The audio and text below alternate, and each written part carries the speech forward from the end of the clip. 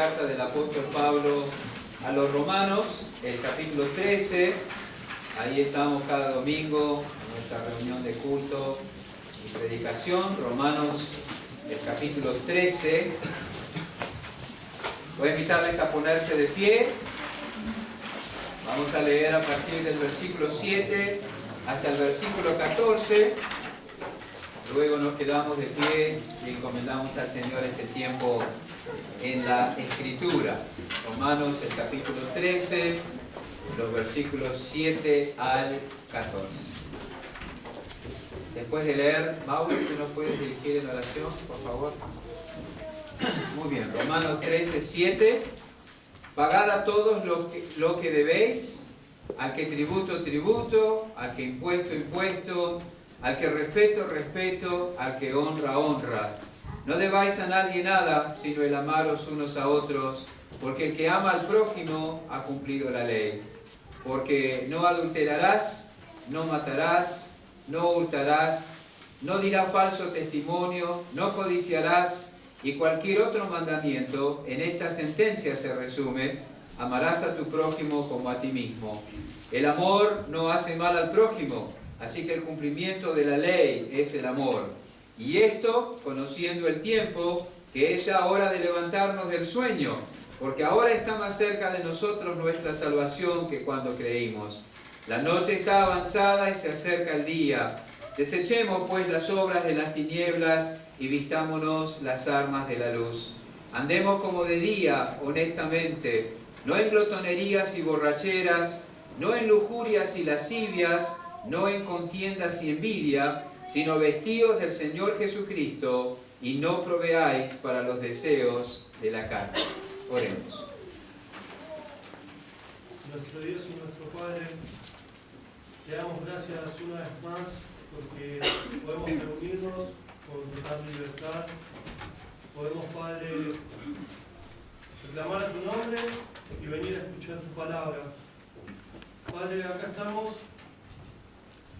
atentos y como quieres, te pedimos que dispongas nuestro corazón a tu palabra, que tu Espíritu sea nuestro Maestro.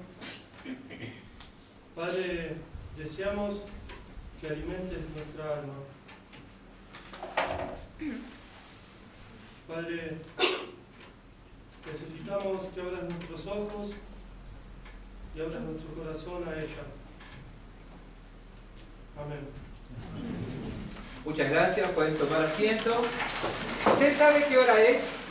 Esa es la respuesta que estamos tratando de, o la pregunta que estamos tratando de responder cada domingo, tomando como base lo que leemos en Romanos capítulo 13, particularmente en los versículos 11 al 14. ¿Usted sabe qué hora es? La respuesta a esta pregunta puede darse en uno de dos sentidos. Usted puede responder a esta pregunta tomando nota del tiempo cronológico, el tiempo que marca el reloj. Y como hemos dicho, cronos es una de las palabras que en el griego, en el tiempo del Antiguo Testamento, se utilizaba para referirse justamente a la disposición del tiempo a lo largo del día. Pero también apuntando a un momento especial del día, y a eso apunta otra palabra griega, kairos, ¿verdad? Podemos responder también a esta pregunta. ¿Usted sabe qué hora es? Podemos decir que es la hora de comer, o la hora de dormir, o la hora de hacer la tarea, o la hora de cocinar, la hora de bañarse, la hora de volver a casa, apuntando a algún momento especial del día. La palabra kairos es la que el apóstol Pablo utiliza en el versículo 11 diciendo, conociendo el tiempo. Esa es la palabra que él utiliza. Conociendo el tiempo, el momento tan particular en la historia en que vivimos. ¿Cuál es el tiempo tan particular en la historia que nos ha tocado vivir? ¿Qué hora es, tomando en cuenta este sentido de la palabra kairos? Bueno, es una hora cercana al retorno del Señor Jesucristo. Y esto conociendo el tiempo en el que estamos, el momento en el que vivimos, una hora cercana al retorno del Señor Jesucristo. Y estamos seguros de que es así porque Pablo amplía el concepto con declaraciones tales como ahora está más cerca de nosotros nuestra salvación que cuando creímos, haciendo alusión a la consumación de la salvación, y también con frases tales como la noche está avanzada y se acerca el día. La hora en que vivimos, el tiempo en que vivimos, es un tiempo único, es un tiempo dramático, una hora, un momento cercano al retorno del Señor Jesús. Y esta hora, este tiempo, este momento en la historia impone responsabilidades al que profesa creer en el Señor Jesucristo. Ya hemos visto que debido al momento trascendental que estamos viviendo, debemos amarnos unos a otros con un amor dirigido por la ley de Dios. A eso se refiere la expresión, y esto conociendo el tiempo. Sabiendo que vivimos en una hora cercana al retorno de Cristo, debemos amarnos unos a otros con un amor encauzado por la ley de Dios. Pero también debemos andar como de día, honestamente, dice en el versículo 13, no en... Y encontramos una serie de pecados que no deben estar presentes en nuestras vidas a la luz del momento de la historia en que vivimos. La idea es la de hacer solo aquello que se ejecuta a la luz y en el día. Debemos caminar a la luz del día que se aproxima. Honestamente, no en glotonerías y borracheras, no en lujurias y lascivias, no en contiendas y envidia. Eso implica abandonar, ¿verdad? Rechazar aquello que pertenece a la oscuridad. No tanto a la oscuridad física, porque lamentablemente varias de las cosas mencionadas aquí hoy en día se hacen a la luz del día también. Pero abandonar todo lo que pertenece al reino de las tinieblas. Ya que somos del día, ya que somos de la luz, ya que está más cercana ahora nuestra salvación que cuando creímos, ya que la noche está avanzada y el día está cerca, debemos andar como de día, honestamente, no en, y la primera cosa mencionada aquí es glotonería, glotonerías. Vamos a hablar en esta tarde de la glotonería, tratando de responder 3 preguntas por la palabra de Dios. La primera pregunta que vamos a tratar de responder pensando en la glotonería es, ¿qué enseña la Biblia sobre el cuerpo y la comida? Esa es la primera pregunta.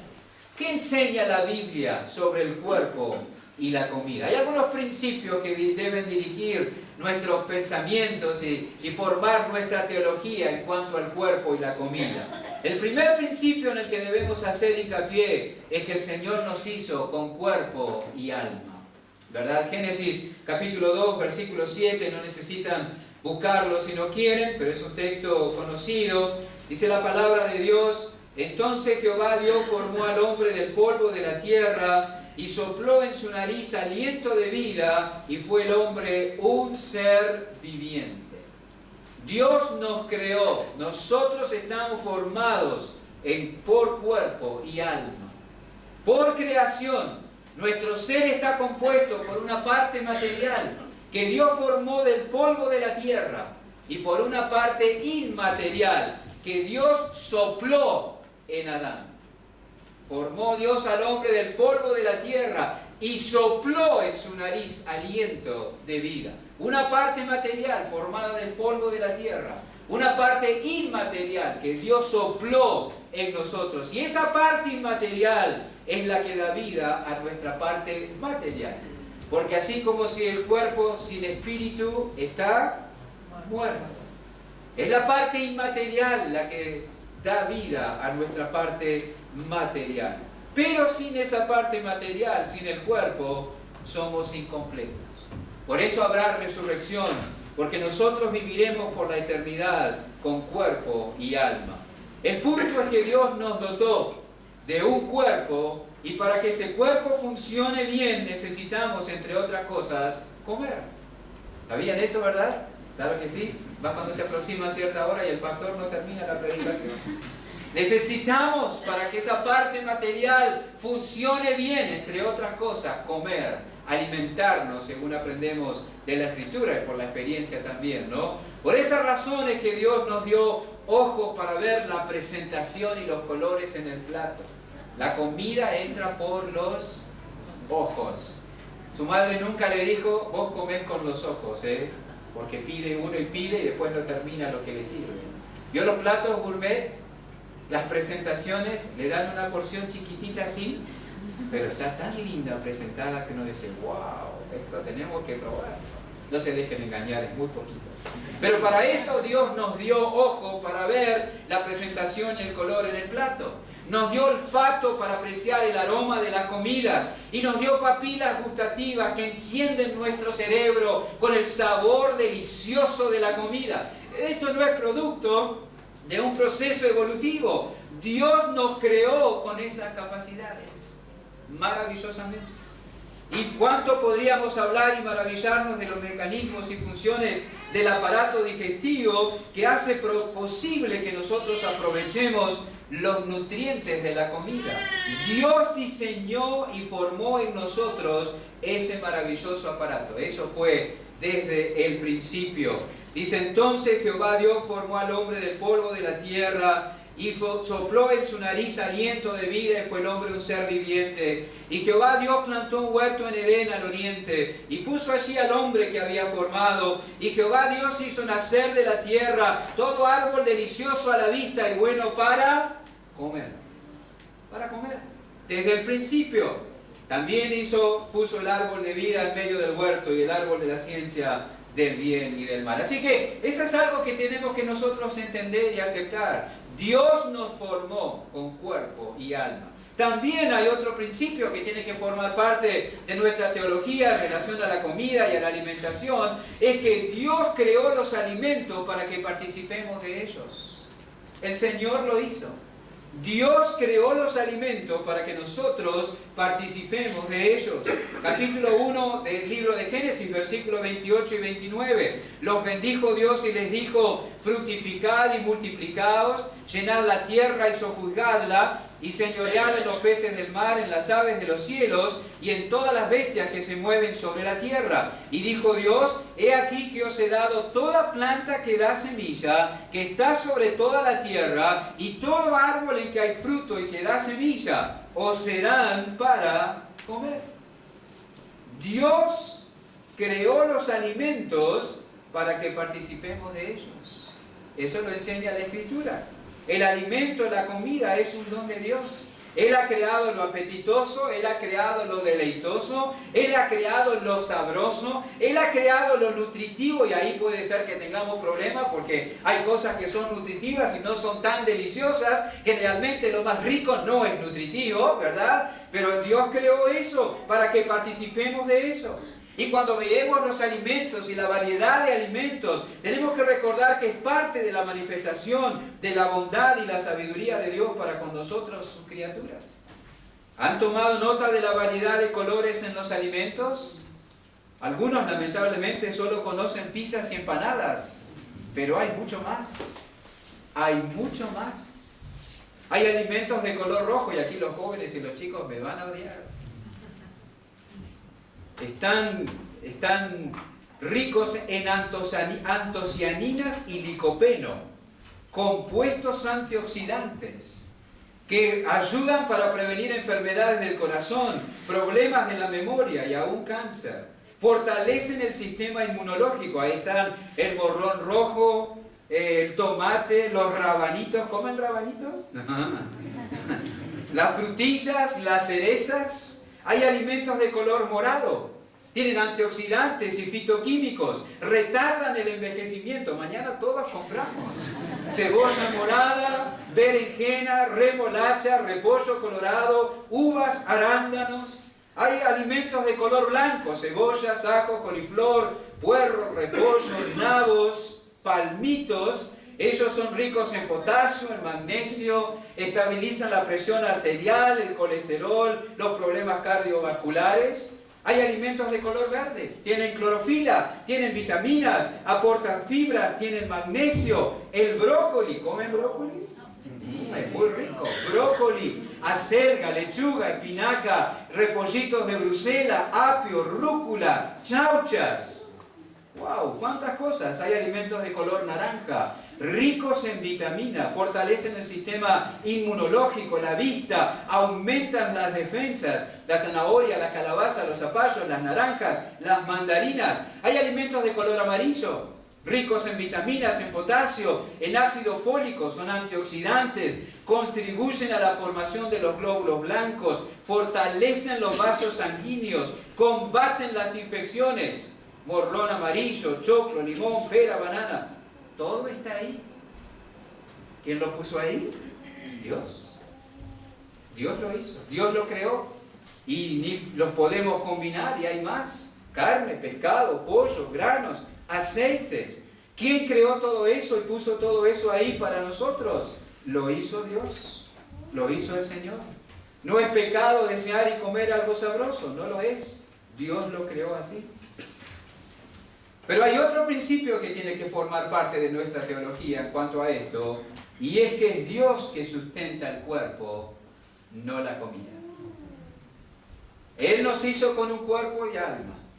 Él creó los alimentos y los dispuso ahí para que nosotros disfrutáramos de ellos, pero es Dios que sustenta el cuerpo y no la comida. ¿De dónde o cómo llegamos a esa conclusión?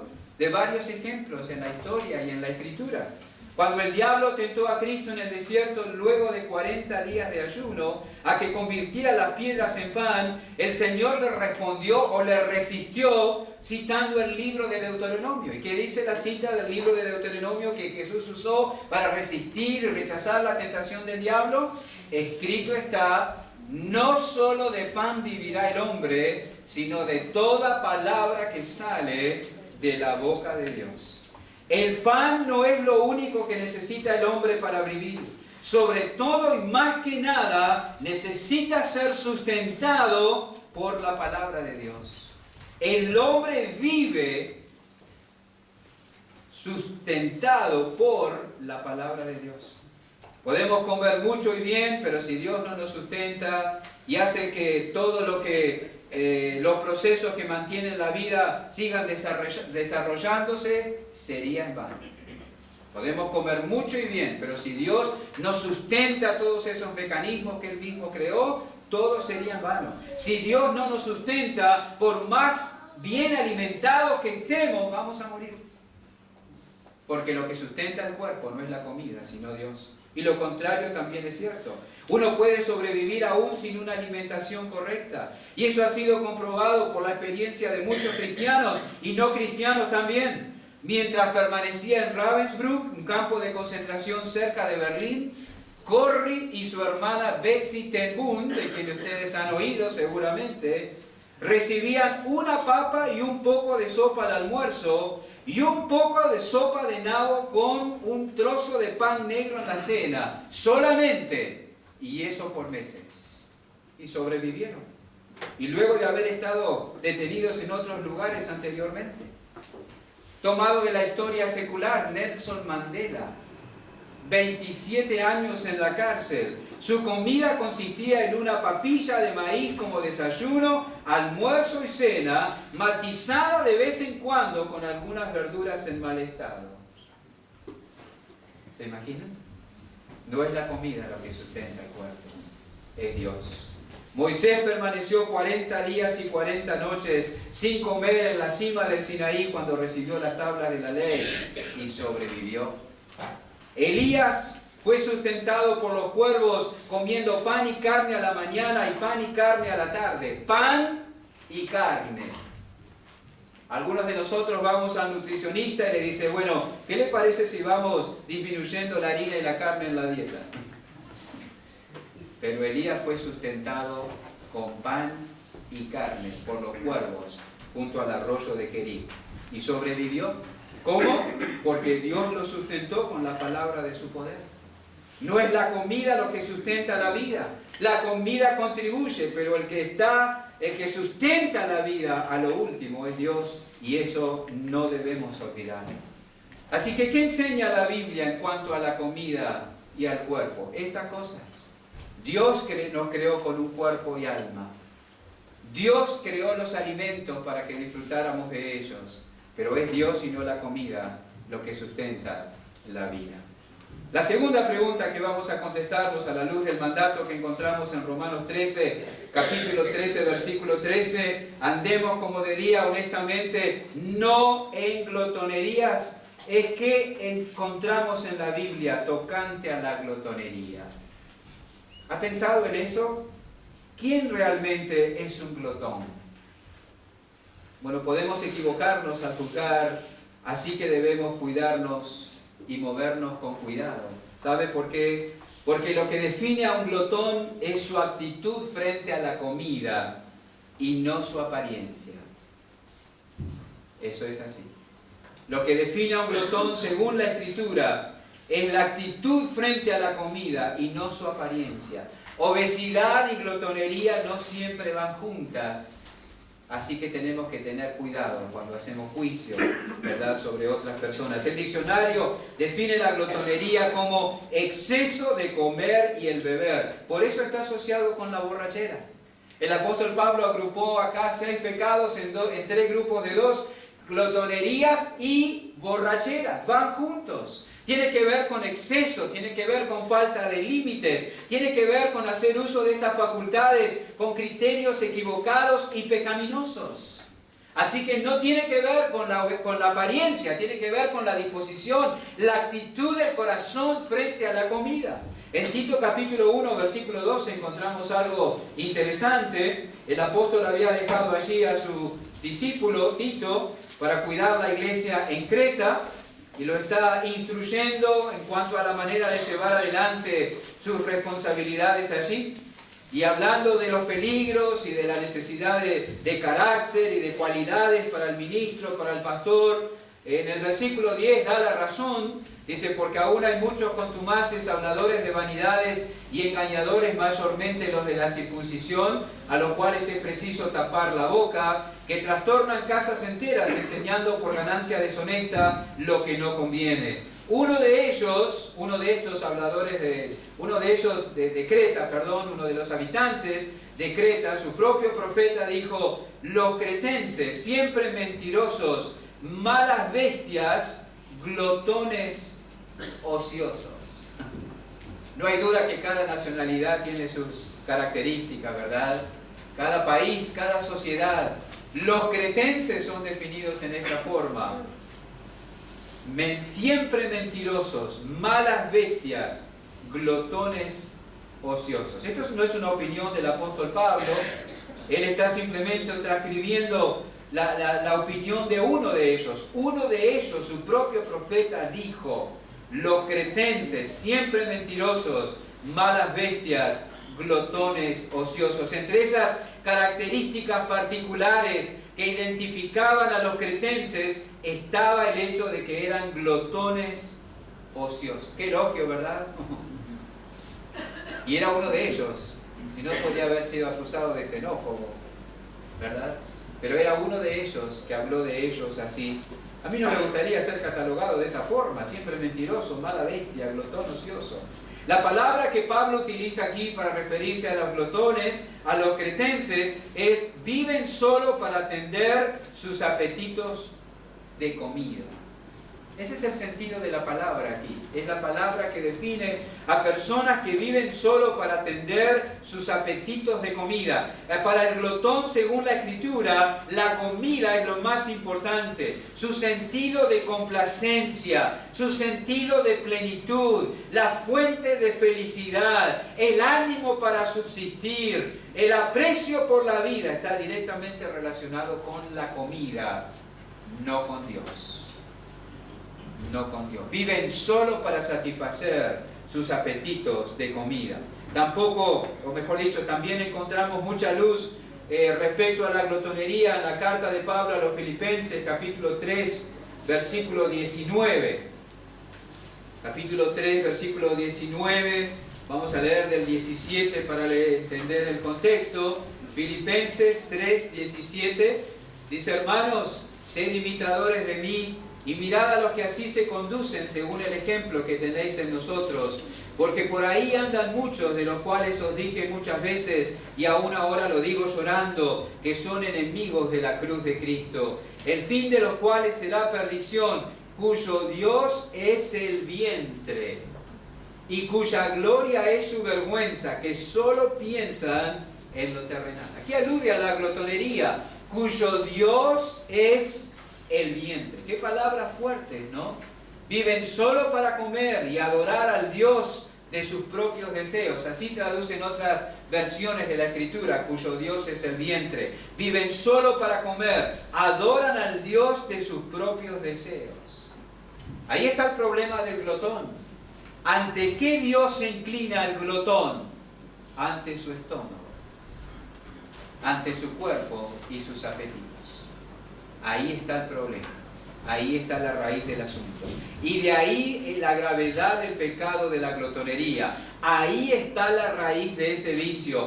El deleite que deriva de la comida es más deseable que el deleite que deriva de Dios y la comunión con Él.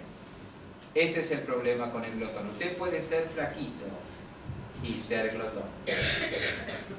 Porque el deleite que deriva de lo que come es para usted más importante y más profundo que el deleite que deriva de Dios y de la comunión con Él. Pensemos un momento. Si tuvieras que elegir entre un buen plato de comida y un tiempo quieto en la presencia del Señor, ¿qué elegirías? Más si el estómago está haciendo sus reclamos. ¿Qué elegirías? Qué buena pregunta. Sirve para ocultar las inclinaciones del corazón. Puede, hermanos, que corramos más rápido para satisfacer las demandas de nuestro apetito que las demandas de la voluntad de Dios. Puede ser, es así, en aquellos cuyo Dios es el vientre. ¿Cómo es contigo? No puedes pasar un día sin comer, pero puedes pasar todo un día sin leer tu Biblia. Entonces, ¿quién es tu Dios? ¿Ante cuál Dios te estás inclinando? Aquello a lo que rendimos obediencia es nuestro Dios. En el glotón, las demandas físicas son más fuertes y atendidas más rápidamente que las demandas de Dios. El tema es que, como con todos los ídolos falsos, atendemos sus demandas, pero siempre quiere más, y así nos convertimos en sus esclavos. En sus esclavos.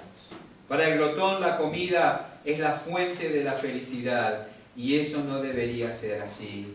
Eso es un engaño. Solo Dios da contentamiento y plenitud al alma. Pero a los ojos del pecador, el vientre es un amo más benévolo. El vientre es un amo que retribuye mejor. El vientre es un amo menos exigente. Pero no sabe que está yendo a la perdición al no aceptar el derecho de Dios sobre su vida.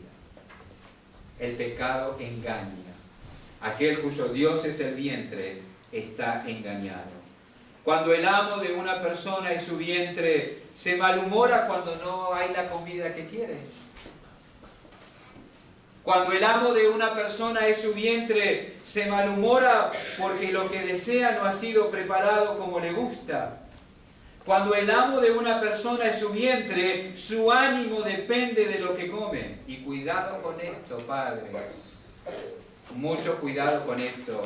Hacemos muy mal los padres cuando preparamos para los hijos solo la comida que les gusta. Tienen que comer todo. Todo lo que Dios dispuso. Todo lo que necesitan. Si nosotros preparamos para los hijos solo la comida que les gusta, estamos formando hábitos destructivos en ellos. Hábitos que les van a crear problemas serios más adelante. Que coma todo lo que hay, lo que el Señor nos ha provisto, le gusta o no. Y si no quiere comer, que no coma. Pregúntenle a Sara y Elisa. Cuando tengan hambre, van a comer lo que sea. Y no es una invención nuestra. Proverbios 27:7.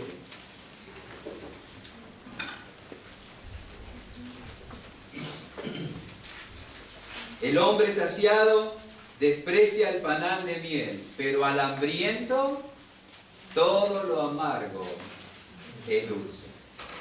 Cuando tenemos hambre, ámenme, oren por mí. Cuando tenemos hambre, todo nos gusta, absolutamente todo. Que la comida no sea su Dios. No fomentes que tu hijo se incline ante su estómago. No fomentes que tu hijo obedezca solamente y sin chistar las demandas de su estómago. Parece duro, pero funciona. Estás enseñando bien. Por eso hay que servir de todo en el plato. Y lo que no le gusta, hay que comerlo primero. Entonces después es más fácil comer lo que no le gusta. Tenemos que tener cuidado con eso, hermanos. Mucho cuidado. Hay que enseñarle a los hijos a apreciar lo que tenemos delante. No debemos permitir que nos inviten a una casa y nos sirvan lo que tienen y los hijos, yo esto no quiero. Eso es horrible. Están despreciando el servicio y la hospitalidad. Están inclinándose ante el Dios estómago. Y nosotros estamos fomentando. La tercera pregunta que vamos a hacernos en cuanto a lo que surge de Romanos capítulo 13, versículo 13. Andemos como de día honestamente, no en glotonerías. ¿Qué dice la Biblia en cuanto a cómo podemos luchar contra este pecado? ¿Qué dice la Biblia en cuanto a cómo podemos luchar contra este pecado? La noche está avanzada y se acerca el día. Desechemos las obras de las tinieblas. Andemos como de día, no en glotonería. ¿Cómo? ¿Cómo hacemos? ¿Qué nos puede ayudar en esta batalla? Algunos consejos, algunas sugerencias, algunos principios bíblicos. Primeramente, para luchar contra la glotonería tenemos que empezar por el principio. Profundicemos nuestra comunión con el Señor. Ahí hay que empezar. Para luchar contra la glotonería debemos profundizar nuestra comunión con el Señor. Parece innecesario decir eso, pero es fundamental. Solo cuando el alma aprende a deleitarse profundamente en Dios, todo lo demás ocupa su lugar. Todo lo demás. Cuando todo está bien entre tú y el Señor, cuando todo está bien entre tú y los demás, cuando tu vida espiritual está ordenada, todo lo demás ocupa su lugar. Por eso Proverbios dice, mejor es la comida de legumbres donde hay amor. Es sabrosa la comida de legumbres donde hay amor. Porque está todo bien. Porque hay paz. Porque la vida espiritual está en orden. Solo cuando el alma aprende a deleitarse profundamente en Dios, todo lo demás ocupa su lugar. Miremos lo que dice el Salmo 63. Maravillosas palabras. Una profundidad impactante de la comprensión del salmista, de la plenitud que puede encontrar en Dios. Salmo de David cuando estaba en el desierto de Judá. Dios, Dios mío eres tú, de madrugada te buscaré. Mi alma tiene sed de ti, mi carne te anhela. No dice anhelo carne, dice mi carne te anhela en tierra seca y árida donde no hay aguas, para ver tu poder y tu gloria, así como te he mirado en el santuario. Porque mejor es tu misericordia que la vida, mis labios te la alabarán. Así te bendeciré en mi vida, en tu nombre alzaré mis manos, como de meollo y de grosura será saciada mi alma, y con labios de júbilo te alabará mi boca, cuando me acuerde de ti en mi lecho, cuando medite en ti en las vigilias de la noche. ¿Qué dará saciedad al alma? ¿Qué será al alma como el meollo y la grosura al estómago? Meditar en el Señor, deleitarse en el Señor, encontrarse con el Señor, mirar al Señor, ver el poder y la gloria del Señor. Eso será lo que hará que el alma esté saciada como de meollo y de grosura. El glotón sustituye a Dios por la comida. Sus fuentes de gozo están en el plato, no en Dios. Entonces, ya que la noche está avanzada y se acerca el día, profundiza tu comunión con el Señor para no andar en glotonerías. Para no andar en glotonerías. No estamos hablando de cumplir con el devocional. Usted puede tener fielmente su tiempo devocional y no deleitarse profundamente en el Señor. Estamos hablando de tomar tiempo cada día para estar en la presencia del Señor, para estar quieto delante de Él, para permitir que Él se revele a mi alma y me calme, ministre mi ser interior. Eso es más que tener un tiempo devocional. Él se revela en mí, Él me trata con amor, Él calma mis temores, Él fortalece mi confianza, Él me habla de mis pecados, Él renueva mi esperanza y yo respondo en adoración, en humildad, en alabanza, en gratitud. Mi alma se acalla en Él, estoy pleno, no importa lo que haya en el plato. De eso estamos hablando. Ese deleite en el Señor. ¿Cuánto falta de eso hoy? Y no hablamos de misticismo. Hay la forma, pero falta la realidad. No experimentamos el deleite, el gozo de la presencia del Señor. Y cuando ese deleite y ese gozo en la presencia del Señor falta, el pecado que mora en nosotros nos lleva a buscar ese gozo y ese contentamiento en otra cosa creada. Fabricamos ídolos y ponemos nuestros esfuerzos en objetos equivocados. Eso es idolatría, cuyo Dios es el vientre. El glotón busca en su Dios lo que debería encontrar en el Dios vivo y verdadero. También para luchar contra este pecado tenemos que desarrollar una teología correcta del cuerpo. 1 Corintios capítulo 6, versículos 19 y 20 habla de eso. 1 Corintios capítulo 6, versículos 19 y 20 hablan de eso.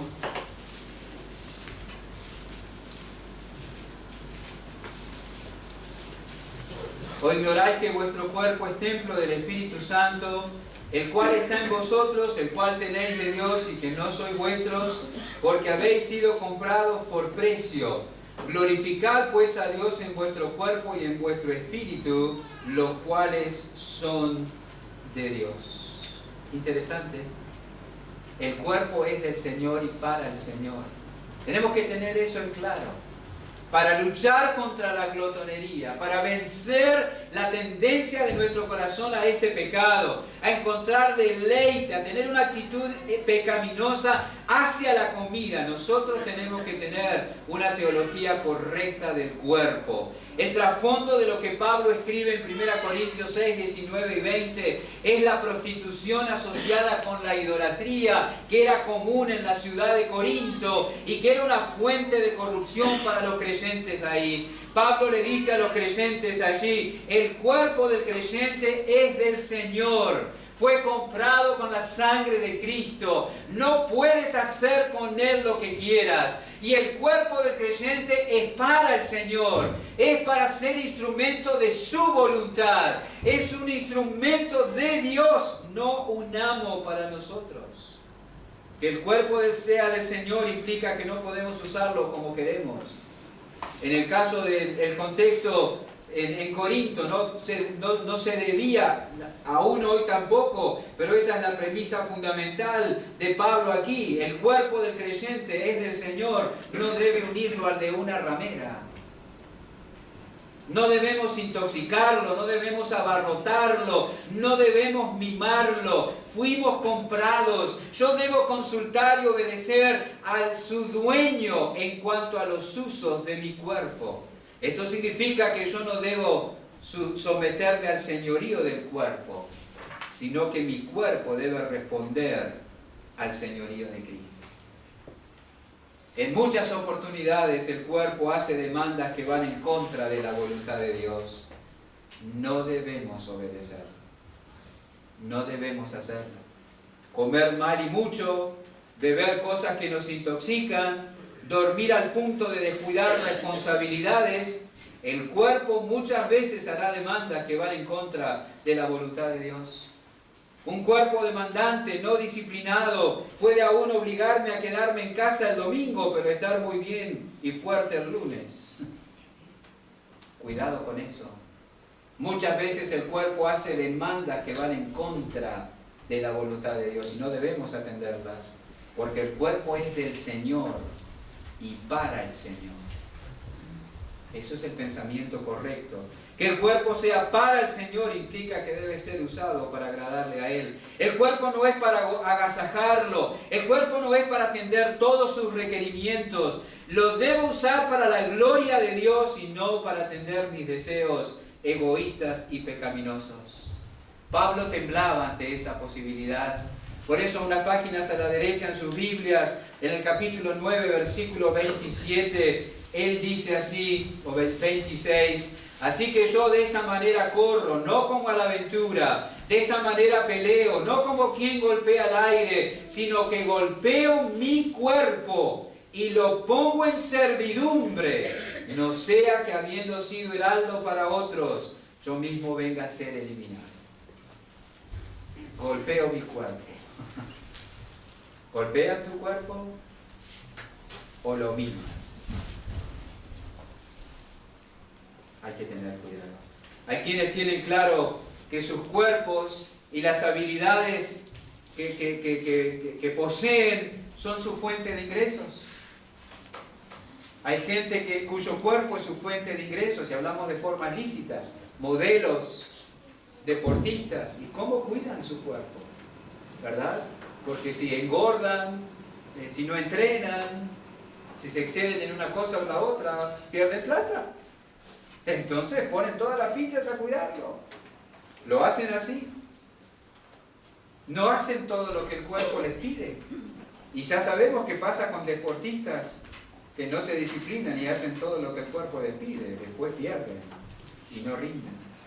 En el creyente así tiene que ser. Ya que la noche está avanzada y se acerca el día, desarrollemos una teología adecuada, correcta sobre el cuerpo y no andemos en glotonerías, como dice el apóstol aquí. ¿Cómo podemos luchar contra este pecado? También ejercitando virtudes que nos fortalezcan contra ese pecado. Ejercitando virtudes que nos fortalezcan contra esa falta. Por ejemplo, el dominio propio. Tan difícil de practicar, pero es fruto del Espíritu, parte del fruto. Debemos confiar en el Señor. El cristiano puede comer solo uno. A veces parece que no, pero puede comer solo uno. El cristiano no debe actuar por impulso, sino por principios. No come únicamente porque le gusta, sino que come y primeramente porque lo necesita. Ese es el criterio del dominio propio. ¿Necesito comer esto?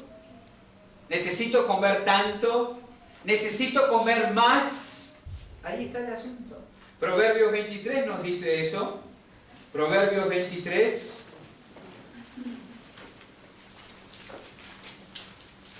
A partir del versículo 1, cuando te sientes a comer con algún señor, considera bien lo que está delante de ti y pon cuchillo a tu garganta si tienes gran apetito.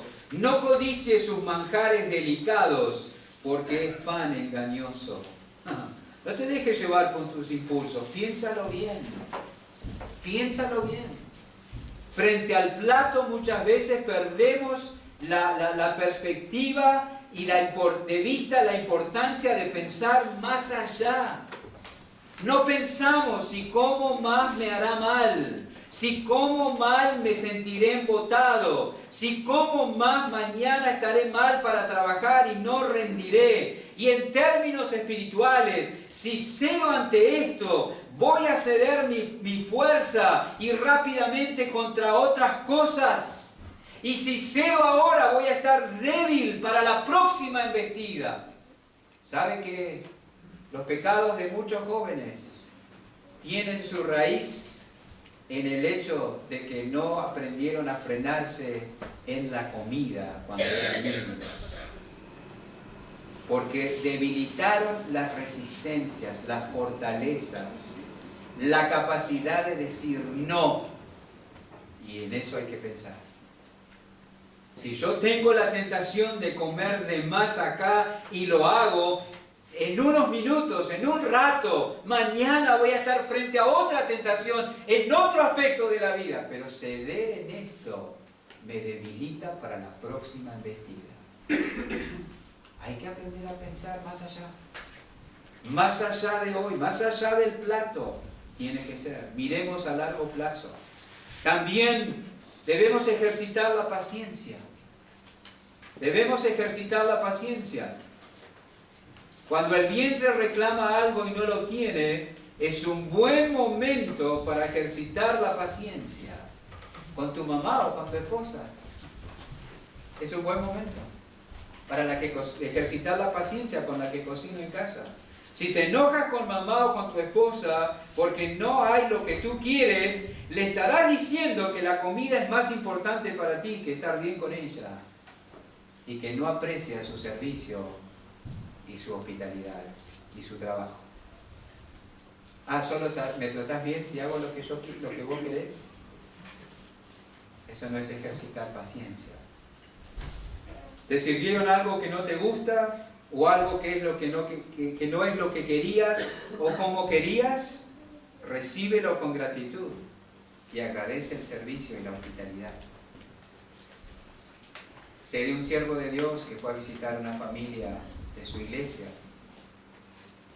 Una familia sencilla, había guiso de lentejas. ¿A quién le puede no gustar el guiso de lentejas? Pero a la esposa de ese siervo no le gustaba. Así que él fue a la pizzería cerca de donde estaban y compró una pizza para su esposa, rechazando ella lo que en aquella casa habían servido y preparado. Hay que tener cuidado. Recibamos con gratitud. También es una buena oportunidad y es necesario ejercitar la confianza en el Señor para rechazar y luchar contra la glotonería. Porque si tienes lo que tienes y no tienes lo que deseas, es porque así Dios lo ha determinado. Y eso hay que enseñar a los hijos. Tenemos esta comida porque es lo que Dios nos dio. Y vamos a agradecer por eso. Y eso no es fatalismo. ¿Se imaginan a Elías protestando junto al arroyo de Querit? ¿Pan y carne? ¿Otra vez? ¿No puede hacer alguna sugerencia sobre el menú? ¿No hay un KFC cerca para que me traigan alguna cosa más rica? ¿Se imaginan a Elías protestando? No. ¿Recuerdan? Israel pecó menospreciando el maná y anhelando los ajos y las cebollas de Egipto. Porque no confiaron en que el Señor le estaba dando lo que necesitaba. No confiaron. Si no confiamos en el dador, no vamos a apreciar los dones y vamos a llorar por otra cosa. Y por último, hermanos, para luchar contra la glotonería, desarrollemos una mente celestial y no sensual. Ay de ti si lo único que tienes es un cuerpo mimado y agasajado, sin sabiduría y un alma perdida. Ay de ti si lo único que tienes es un cuerpo mimado y agasajado, sin sabiduría y una vida espiritual débil. Ay de ti. Tu situación es lamentable. Alimenta mejor tu alma. Al menos pon el mismo empeño que pones para alimentar tu cuerpo. Una buena consigna para luchar contra ese pecado es menos comida y más Biblia. Ya lo dijimos, presta atención. Cuando no puedes pasar un día sin comer, pero puedes pasar un día sin leer tu Biblia, algo está mal. Algo está mal. Nutre tu espíritu con la verdad.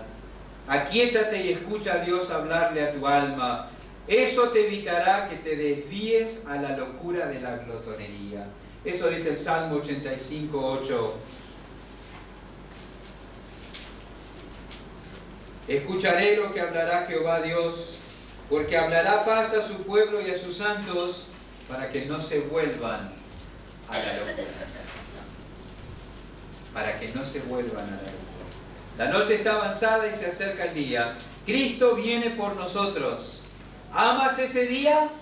¿Amas su venida? ¿Amas al que viene? Solamente así estarás equipado para evitar la glotonería. Pon la mente en lo celestial y, como dice el himno, y lo terrenal sin valor sea. Comamos, hermanos, comamos, pero comamos con moderación, comamos con prudencia, comamos con criterio, comamos con sabiduría, comamos por necesidad, comamos para la gloria de Dios, porque Él viene. Comamos, pero no comamos porque vamos a morir y todo se acaba. Él viene, y entonces nuestro gozo será perfecto. Nuestro deleite será profundo y eterno. Para el glotón el sabor y el placer y el deleite es lo más, pero para el cristiano el Señor y su reino es lo más. Y cuando recordamos qué hora es, entonces vamos a huir de la glotonería. Que el Señor nos ayude. Oremos. Gracias, Padre.